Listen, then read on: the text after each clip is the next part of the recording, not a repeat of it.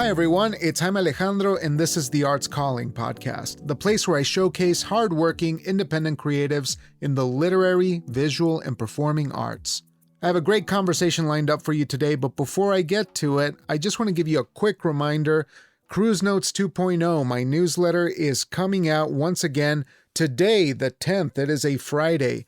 So head on over to cruisefolio.com/cruisenotes to get the monthly email. That's right, one email a month that will include notes and impressions from all of these Arts Calling episodes. I'm going back to the old archives of the podcast, going through each episode and making specific highlights and impressions of the things that I'm learning along the way from all these episodes, as well as writings from yours truly over at cruisefolio.com. and projects over at the Coalition. So it's a little bit of a mixed bag, but it is a reflection of the guy running the ship aground, and that is yours truly. So I hope that you come along and join me on this project. I think it'll be a fun time. All right, folks, with that out of my system, I'd like to introduce you to today's guest. I'm delighted to be Arts Calling this week, author Paul Cody. Let me tell you about Paul. Paul Cody's published novels include Shooting the Heart, Love is Both Wave and Particle, Sphyxia, as well as a memoir, The Last Next Time. His work has appeared in various periodicals, including Harper's, Epoch, The Quarterly, Story, and elsewhere. He lives with his wife in Ithaca, New York. Now, folks, you're in for a wonderful time. Paul and I had a great conversation here. We discuss, of course, his latest novel, Walk the Dark, which is coming out at the end of this month from Regal House Publishing, which is a dark and gritty but ultimately tender novel about finding hope in the darkest of times. I think there's such redeeming beauty in the dark world that he's creating, but it is the world that we live in. It is a very real world, and I deeply appreciated Paul taking the time to share his insights with us, as well as opening up about his own journey. And we discuss a lot. I gotta say, this was a really expansive conversation, but I hope you stick around and enjoy it because we had a wonderful time. So without further delay, let's give Paul a call.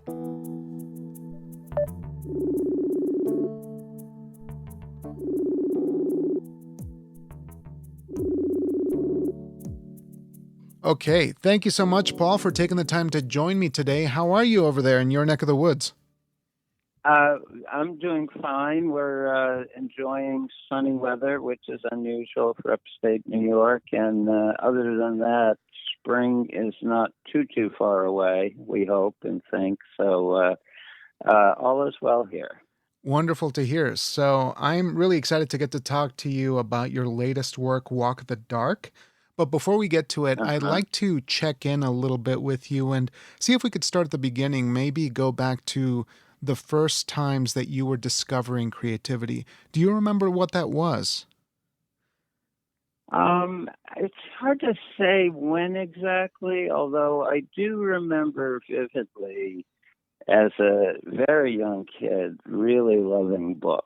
I liked the look of them. I liked the way they felt. I liked the way they smelled even. And my parents were real big on reading. We didn't have a television set and we didn't have a car, but we had a lot of books. And I just fell in love with books very, very early. And as I was growing up, both my parents were readers, and my mother would occasionally slip me books and say, well, this might be a little bit old for you, maybe for an older kid, but I think you should try to read it.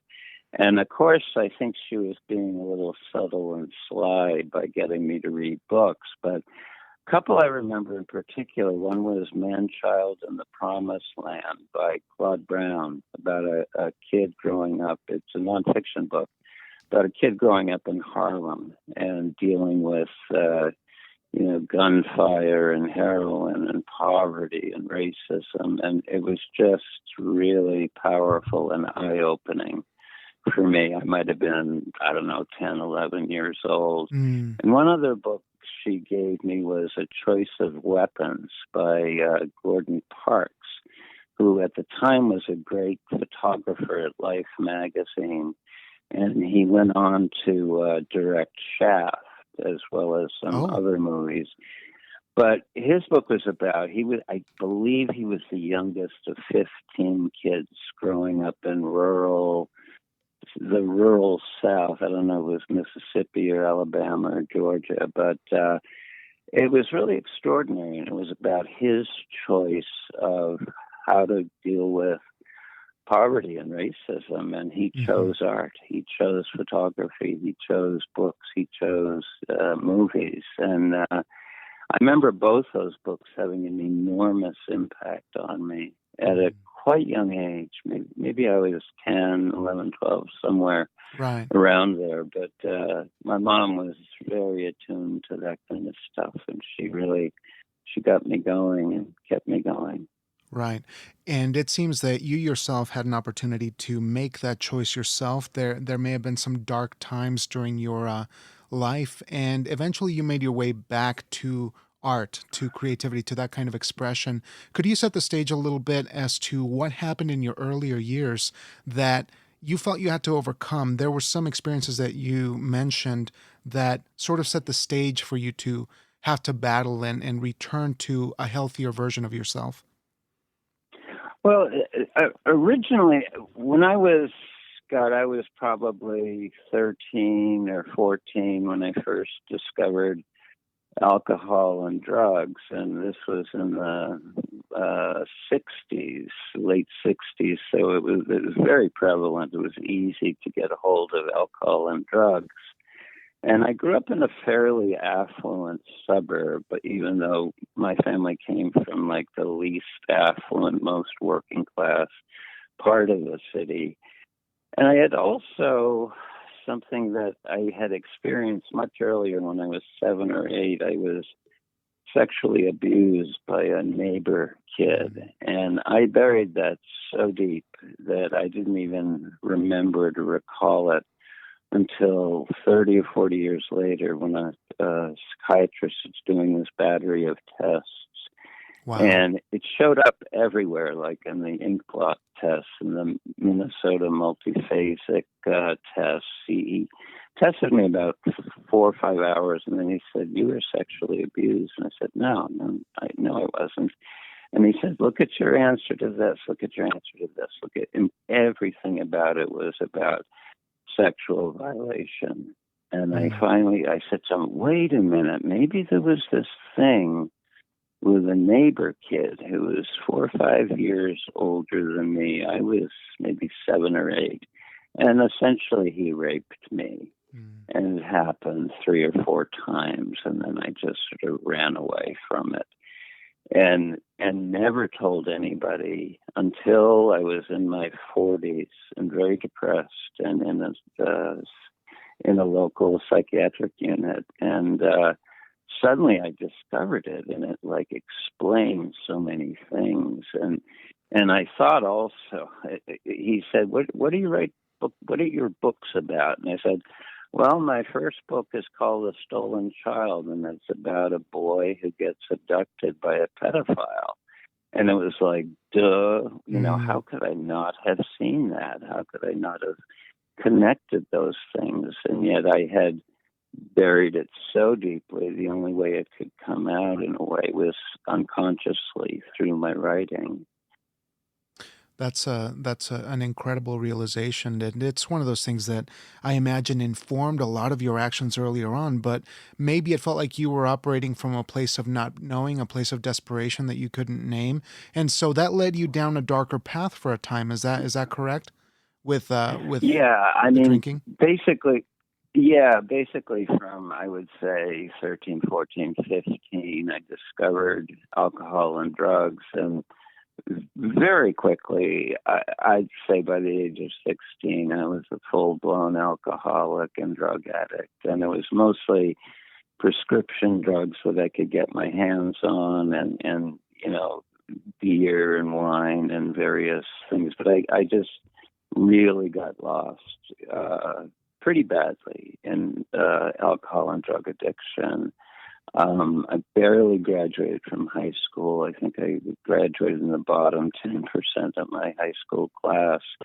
and had to spend an extra year to even graduate.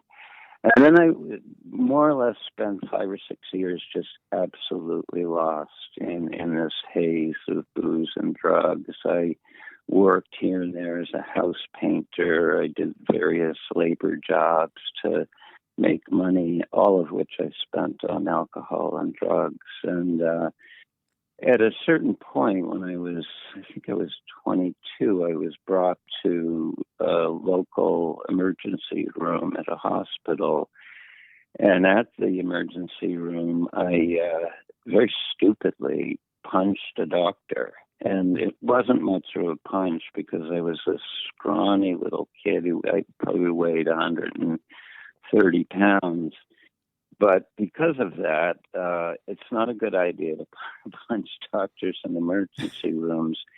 And they got a pink paper, a 30-day commitment to a state mental hospital, which was a locked ward. And later, much later, it was used as the backdrop for the movie Shutter Island. All those exterior shots were taken at Medfield State Hospital in Massachusetts, which is this place I had been. Yeah. So what was your relationship with family at the time, given these struggles? Were they by your side? Did you have distance from your family? What was that like? I think it was kind of mixed. I always knew and felt like my family loved me, and they did the best they could for me, and my parents were together, and they were very good, decent people. But people, they didn't know what to make of this, just as I didn't know what to make of it. I mean, I thought I was crazy. I thought I was, somehow doomed to this terrible life of, alcoholism and drug addiction. And I remember sort of coming to in the state hospital and saying to myself, oh, so this is where we are. This is where this has brought me to. And I remember, too, a nurse said to me at Medfield the day I got there, if you hit anybody here, you're going to Bridgewater. And Bridgewater was locally famous in Massachusetts as the state hospital for the criminally insane. In fact, Albert DeSalvo, the Boston Strangler, had gone to Bridgewater, and whenever some person committed some insane crime, they were always sent to Bridgewater. And that really got my attention. I thought, oh my God, not that, please, no. And bit by bit, I sort of came to, and I thought, I got to do something about this. I'm better than this. This is going to end very badly, and this is a terrible place to be when you're 22, 23 years old. And so after I was released from the hospital, I lived at my parents' house, and God bless them, they took me in after all this, just crazy behavior for years.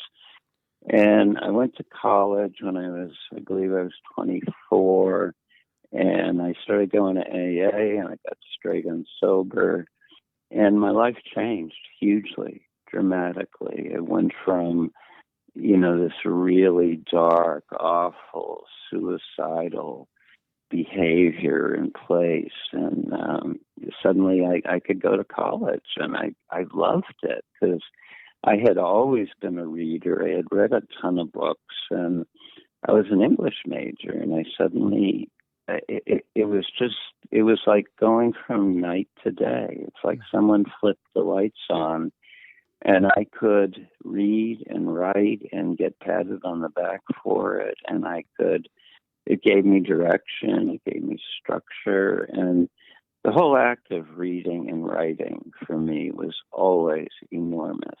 And I swear, without books, without the ability to read and write, I wouldn't be here. I would be a dead man. I'm sure of that.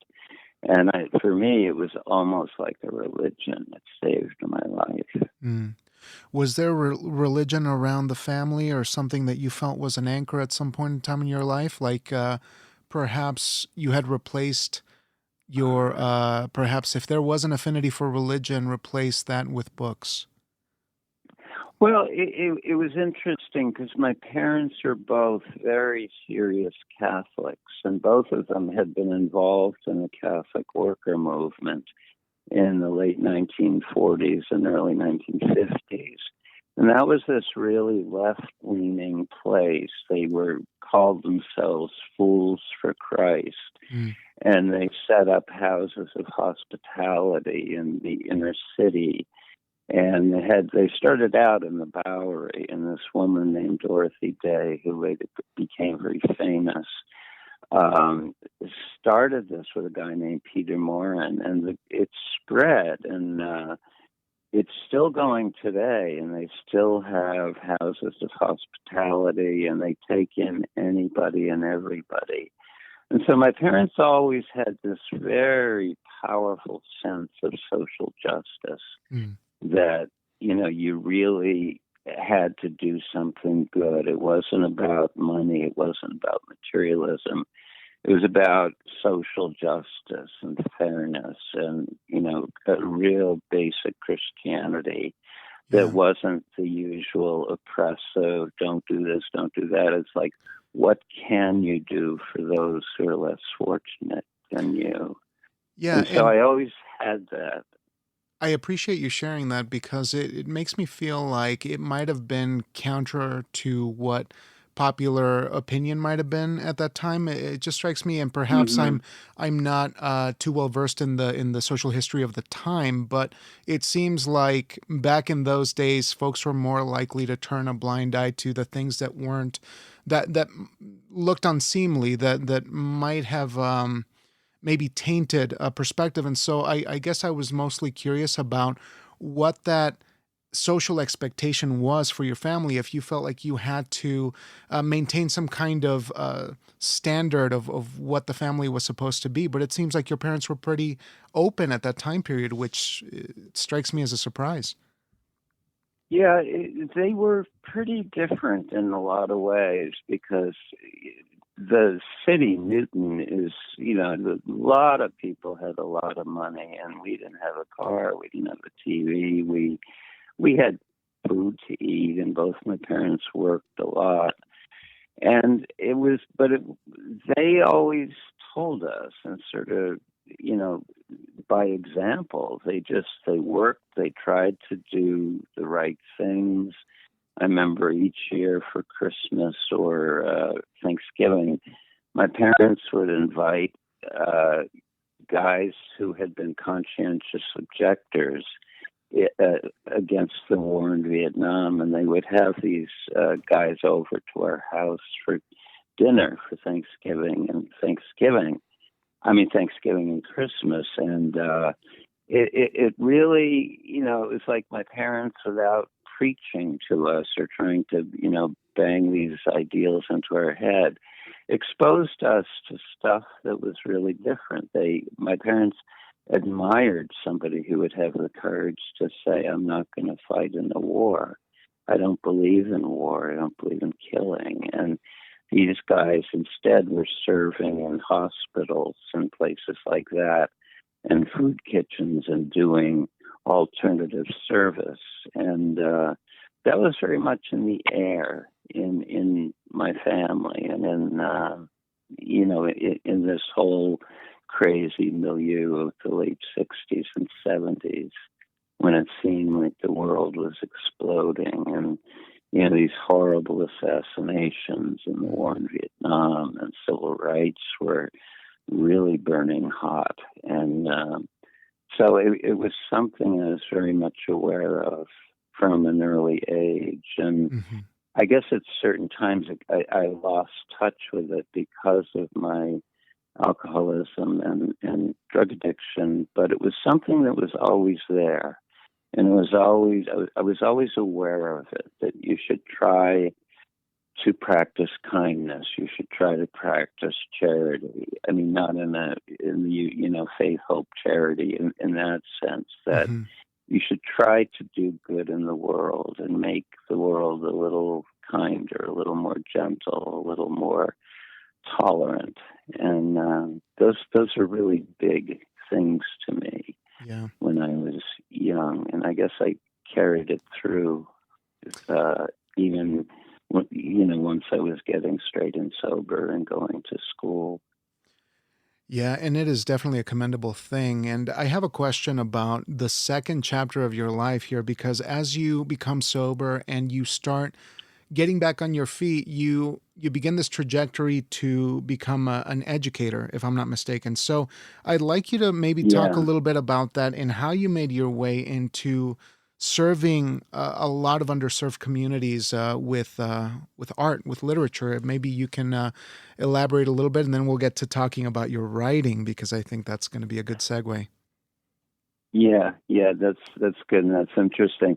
It was interesting when I finished college, and I had, after being a D-minus student in high school, I graduated with high honors in English and various departmental prizes. And I was thinking that I would go to graduate school eventually, but first I wanted to work, and to work for a few years. And I spent 3 years working at the Perkins School for the Blind, which is right outside Boston, and it's a very old school of its. I think it might be the oldest of its kind in the country, but it's where Helen Keller and Anne Sullivan had met. Or the director of Perkins sent Anne Sullivan to Alabama, I believe, to work with Helen Keller.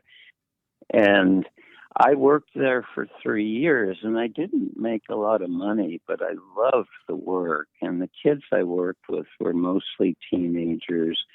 They were legally deaf, legally blind, and they were developmentally disabled. And on top of that, a lot of them had pretty serious social problems with, if you don't have language, you respond to frustration with violence. And so these kids would often lash out. They would act out their frustrations, and their frustrations were quite real. And our whole job at Perkins was to try to replace bad behavior or, destructive behavior with language. It was like saying to a little kid, use your words. Don't hit someone over the head with a pail in the sandbox. Use your words. Express what's inside of you and what you need and what you're unhappy about. And so it seemed to me a real corollary of instead of using alcohol and drugs to deaden my senses, I use language to try to acknowledge and come to terms with the things inside me, not just my own dark history, but with depression and anxiety and all that stuff. And it seemed like the more language I had and the way I was able to use language on the page in a short story or an essay or a novel, the better off I was. And it was like, as Gordon Parks, the great photographer and director, it was a choice of weapons.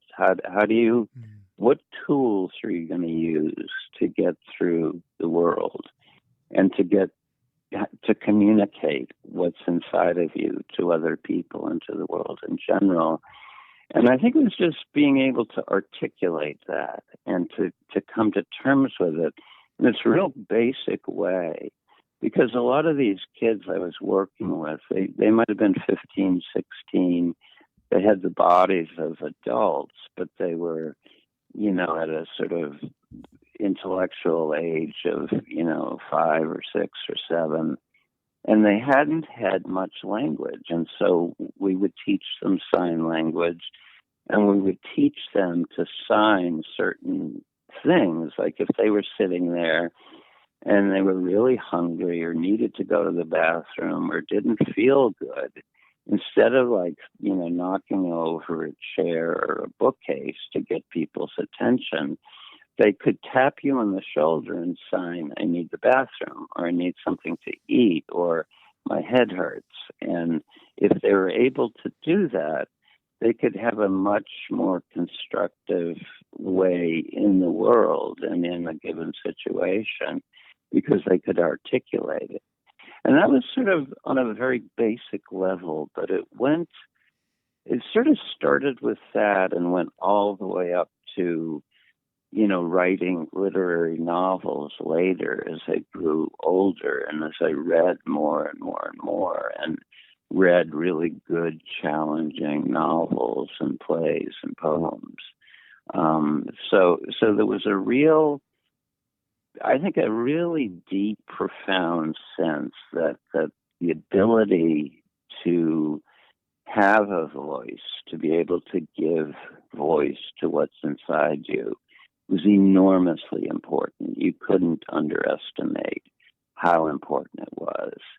And so when I started teaching, in fact, I sort of started teaching with young people who were severely disabled. And in some ways, it wasn't that different from when I went to college. I was a tutor in the English department, a writing tutor. And then eventually, when I went to graduate school, I was actually teaching in the classroom. I'd have my own students. And I would often talk to them that say, well, I can't write. I've always, some teacher's been beating me over the head with a grammar book. And and they'd say, I can't write. And I'd say, yes, you can. If you can speak, you can write. You just got to get it onto the page. Right. And I'd try to just I'd say, listen, you're stepping on your own story. You're getting in your own way. You need to give yourself a license to write, to express yourself, to see that your story, no matter what it is incredibly valuable. And the world needs to hear it, and you need to express it. And once I was able to put it in those terms and kind of talk the students into believing that they had important things to say. And sometimes they'd say to me, well, nothing's ever happened to me. And I said, well, have you ever loved anybody? Have you ever been hurt by somebody? Have you ever been betrayed? Have you ever been afraid? Have you ever, there's so many experiences. All of us as human beings, we all go through it. We all feel hurt, feel wounded, feel happy, feel all kinds of things. And the question then is to say, okay, well, your story, you are interesting. Right. And just by asking questions of my students, like, tell me about your mom and dad. Did you have a happy childhood? If so, how come? Or what was the best moment or the worst moment? And once I was able to convince them that what they had to say was valuable, it seems like everything else fell into place. Oh, it's amazing. And it was just a matter of saying to them, listen, you matter. Your voice matters. Your story matters. Your life matters.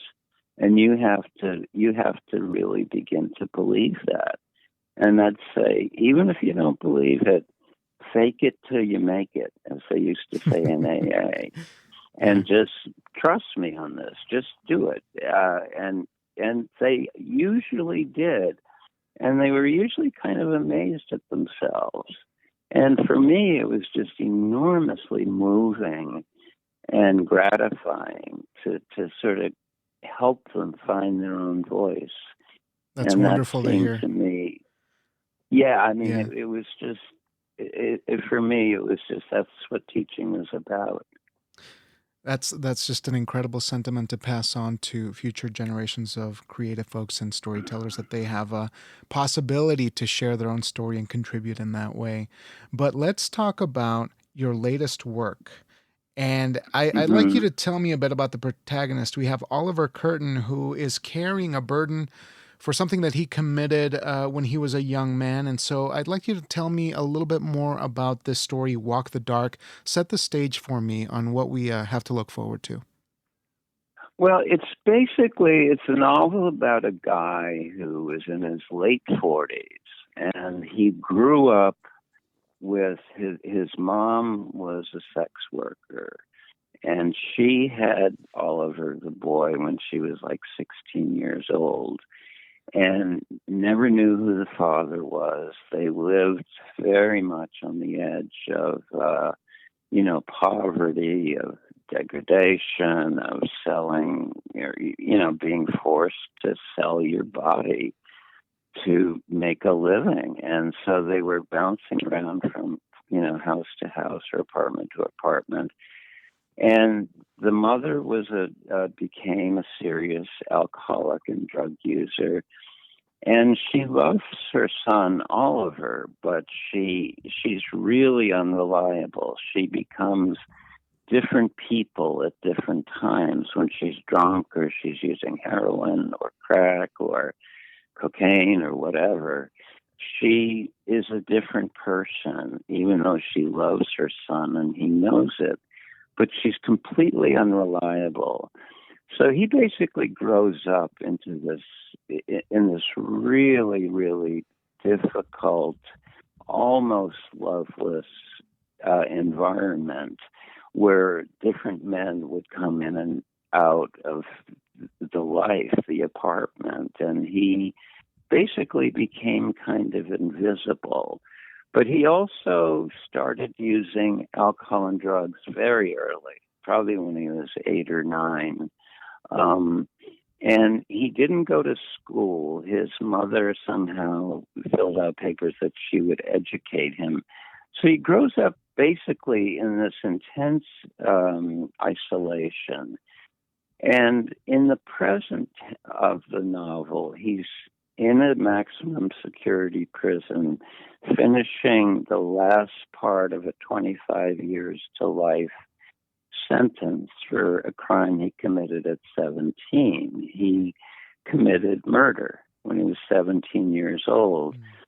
And it almost was an inadvertent murder. He didn't set out to kill anybody, but he started breaking into houses, not so much to get things and not so much to claim booty and get money and stuff like that, but it's like he's intensely curious to know what a normal life is. Like people who live 2 or 3 streets over, who lived in nice houses. It's like he needed to know what was their life like, and what he tried to imagine that. And then he would actually go into the houses. And so as he's nearing the end of his 25-year sentence, he's trying to remember where he was, how he got there, what happened to his mother, what happened to the few people he did know. And the more truthful he can be, the more brave he can be about being honest about what he did and what he didn't do and how he became kind of this lonely, profoundly lonely, isolated kid. He's trying to understand why that happened and how it happened and how his mother, when he was like 15 or 16, she just disappeared. I mean, she just was gone, and he never really knew why.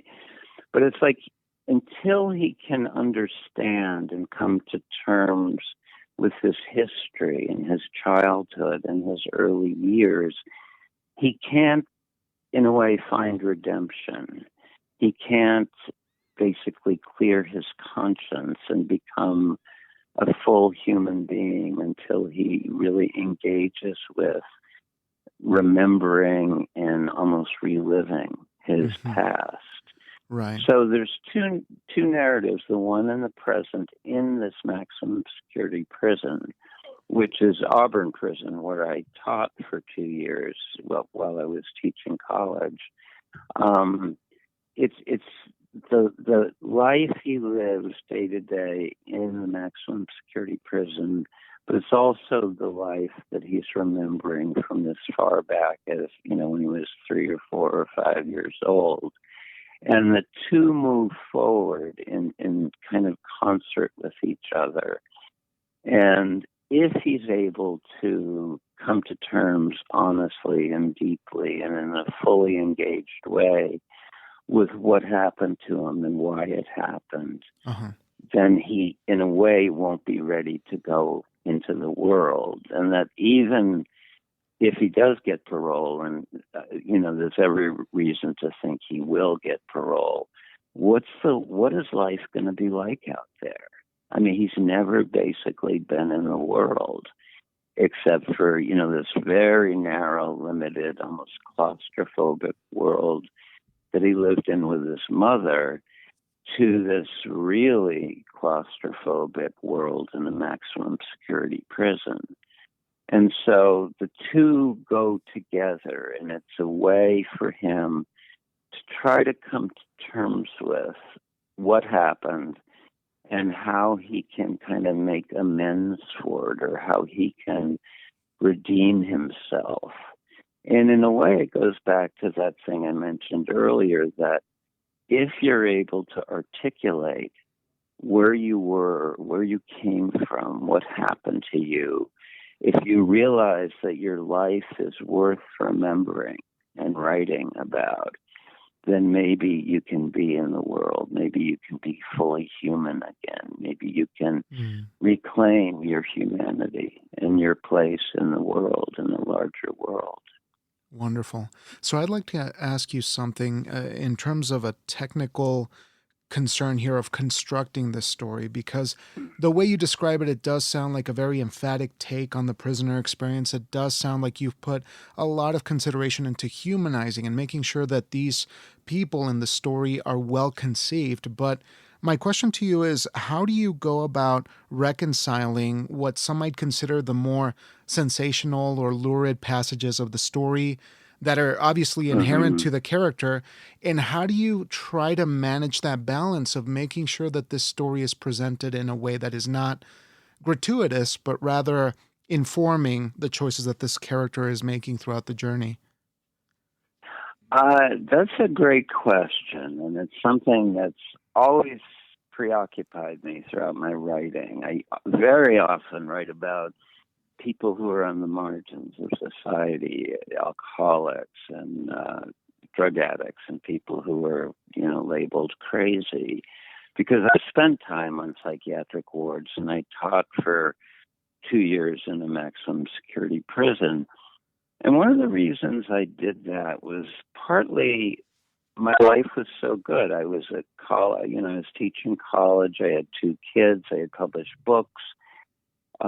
I had enough money. Things had really worked out well for me, and I thought I should give back. I thought it would be good for me and my soul to go into a maximum security prison where the people, in a way, there's no lower people in our society. They're about as bad as it gets, and people want to lock them up and throw away the key. And I always thought people ended up in prison for really, if you put yourself in their shoes and what they went through and how they grew up, which was radically different from how I grew up, without parents, without any sense of books or learning or any possibility to participate fully in our society. And I always thought, it wasn't as though someone said to them when they were 15 years old, okay, kid, you can either go to Harvard or you can go to Auburn Prison. Which do you choose? I mean, it doesn't happen like that. And what always struck me is that the people I was teaching in prison, nearly all of them were there for violent crimes, for sexual assault, for murder, for manslaughter, for armed robbery, for, all kinds of really serious crimes. And they were in there for long, long sentences. Some of them had 50-year to life sentences. Some of them had 25 to life. If I saw someone who had less than 15 years, a 15-year sentence, that was rare. And yet I went in there partly to honor my parents and to remind myself of where I so easily could have gone if I had kept drinking and doing drugs. And it always struck me that these are still human beings. We may lock them up and we may throw out the key and we might say, I have no sympathy for you. You made choices and now you commit the crime, you do the time, as they would say in prison. But I also thought these people were still human beings. And the people I tended to teach who came to the classes we taught at night, one night a week, were people who had been in the prison for 10 or 15 years. They had settled down. They were more or less trying to make the best of the situation. And there's very little offered to them in terms of rehabilitation, very few opportunities at education or learning a trade or anything. I mean, we were in these very draconian years of, 3 strikes and you're out. Let's fry people. Everybody's a Ted Bundy. Let's kill them. And I just found that way too simple and way too easy. And I was much, much more interested in how does this happen? How does somebody, by intentionally or unintentionally, how do they end up in prison? What are they like? Did they have a mother or a father? Did they have a grandmother or an aunt? Did anybody ever care about them? Did any of them ever have the least chance? Did anybody, you go in and these are guys that sometimes be missing half an ear or that have incredible scars across their face or on their arms. They were covered by tattoos. Some of them were pretty scary looking. And I'm a fairly big guy and I don't scare that easily. But when I first went in, I thought, oh my God, this is a whole different world. This is like nowhere I've ever been and nowhere I ever want to go, except as maybe a teacher who could go in and come out 2 hours later having taught. But I remember thinking, my God, they withstand this extraordinary existence under maximum control. Mm-hmm. And how do they hang on to their humanity? And do they hang on to their humanity? And my sense was that these were people who really deeply wanted to find some redemption. And they wanted to find a way that they might eventually be back out in the world and have a chance at a decent life, a life with some dignity, a life with some hope, with the possibility of love. And I always disliked people saying, oh, so-and-so is this color or this ethnicity or has done this or that thing, has stolen something, has sexually assaulted somebody, therefore we can sum them up in a couple of words and lock them away and forget about them. And that went against everything I believed in and everything I knew. And it was also the opposite of what good literature teaches us, which is that people are complex. People have really different stories, and that we can have no idea whatsoever. They may seem perfectly normal, and it's like, oh yeah, we're all the same. We all share the same experience. And my experience is that doesn't happen at all. It's like people, you can have no idea whatsoever what they've gone through and what they've suffered. And it got to the point where it was like, I would hear some of these guys' stories about their childhood and their adolescence. And I'd say to myself, how could they not have ended up in prison? I mean, they had no chance whatsoever. And so that always fascinated me. And it was like my own dark, self-destructive urges of, I'd deal with depression, I dealt with alcoholism and drug addiction.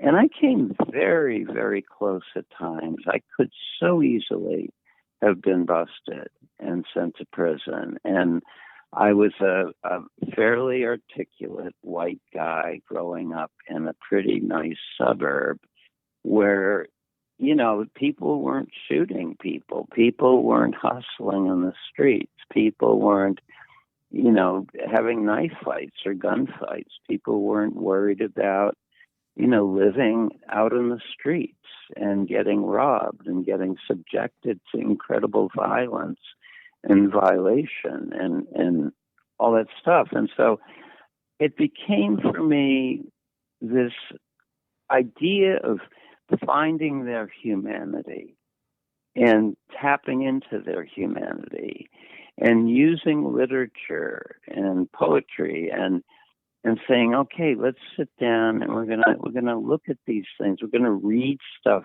together. And I'm going to try to show you guys some of what can be found in literature. And someone famously said, nobody dies for lack of a poem, but every day people die from lack of what is to be found in them.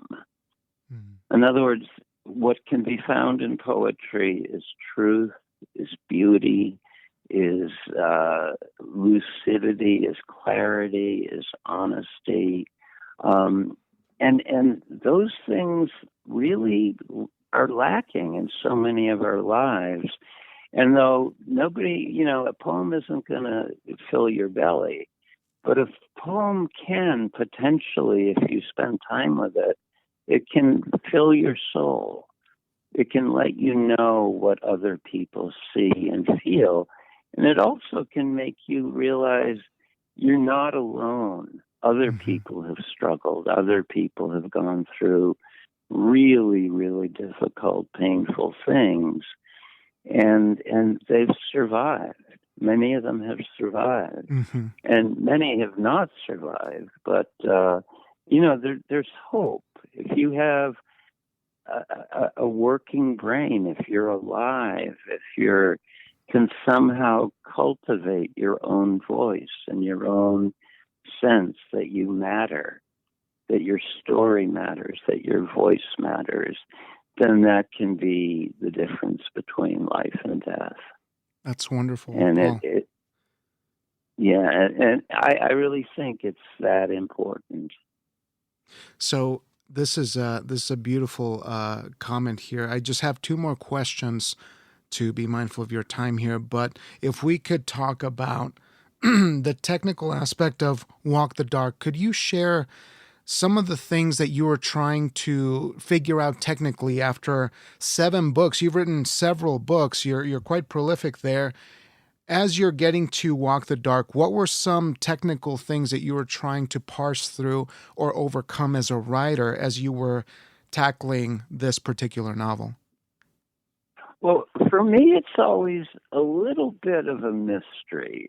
When I start a book, I don't know exactly what I'm going to be doing. I have a very rough idea. Like when I started Walk the Dark, I knew I wanted to write about my prison experience.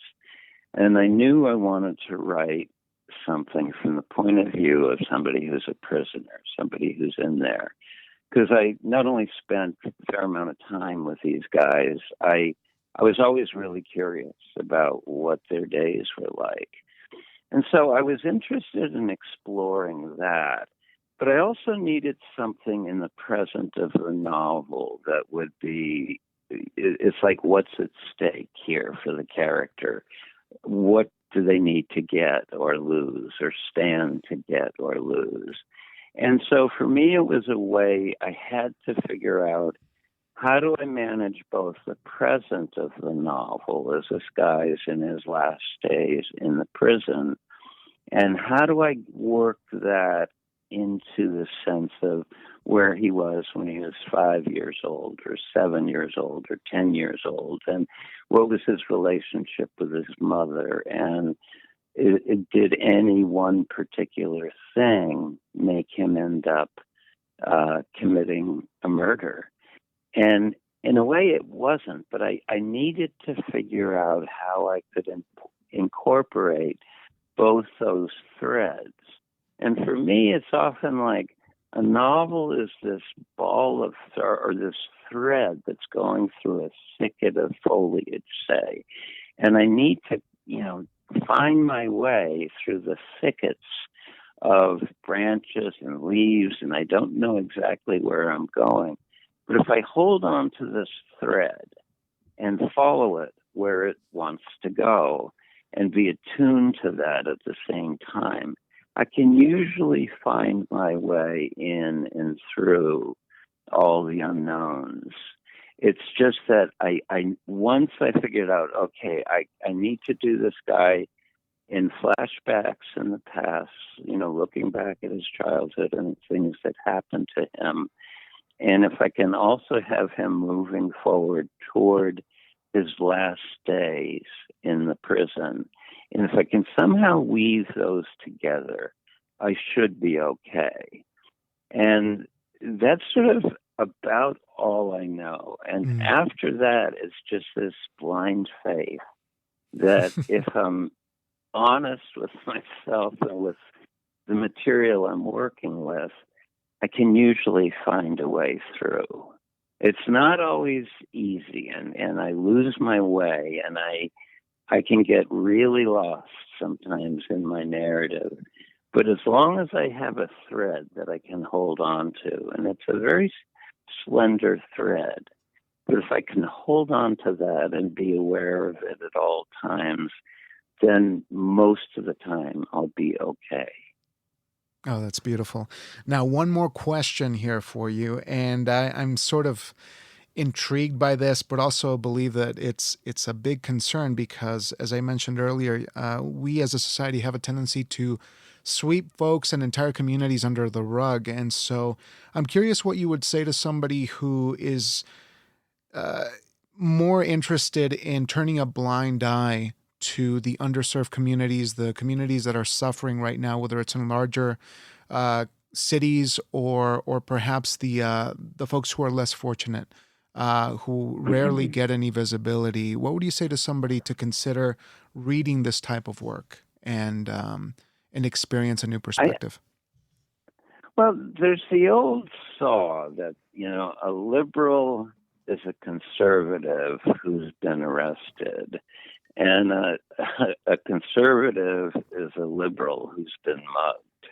And so much of it depends on your experience. But I think we really lose so much by compartmentalizing people, by not going out and engaging with people who come from different places.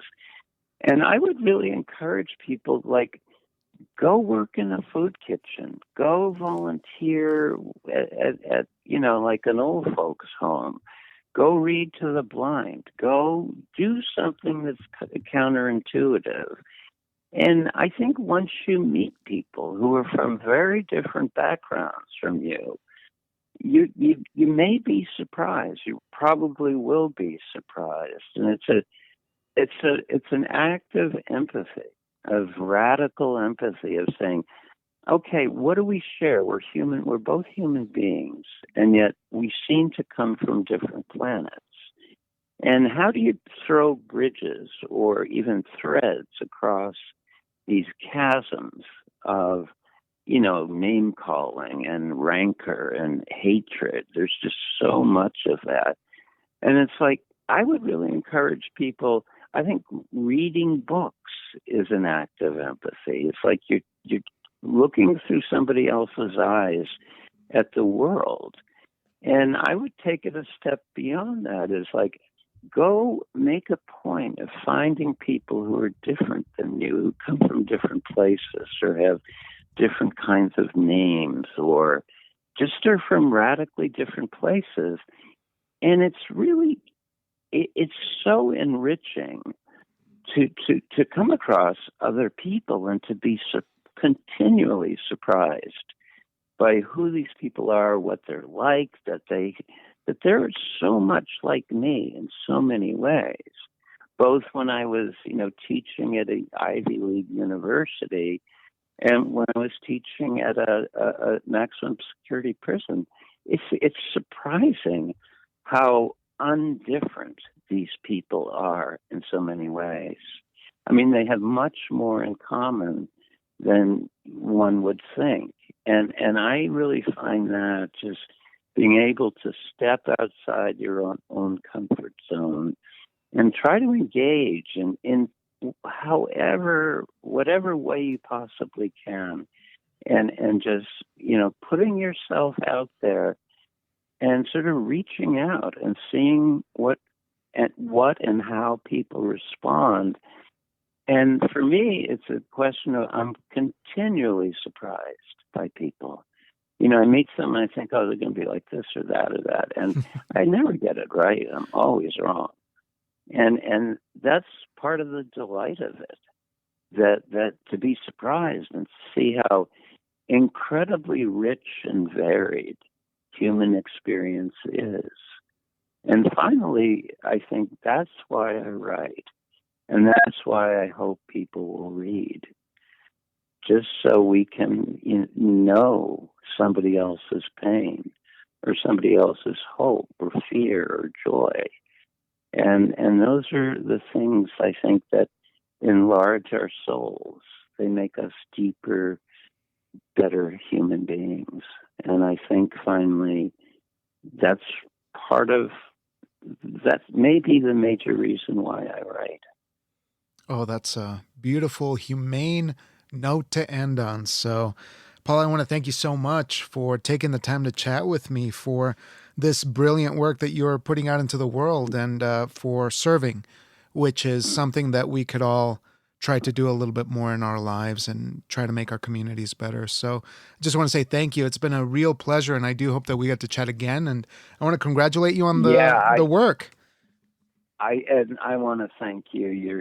You just sort of, I don't know, ask me a question and off I go, and you're really, really good at that.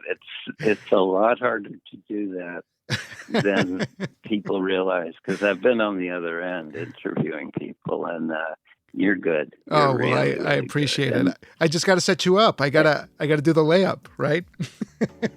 Yeah, well, yeah. But no, thank you so much. It's really been a pleasure. It's been a great pleasure talking to you. Thanks so much, Paul. I'll go ahead and wrap up the recording here, but stick around so I can chat a little bit more to wrap up. So thank you all so much for listening, and we'll talk to you real soon.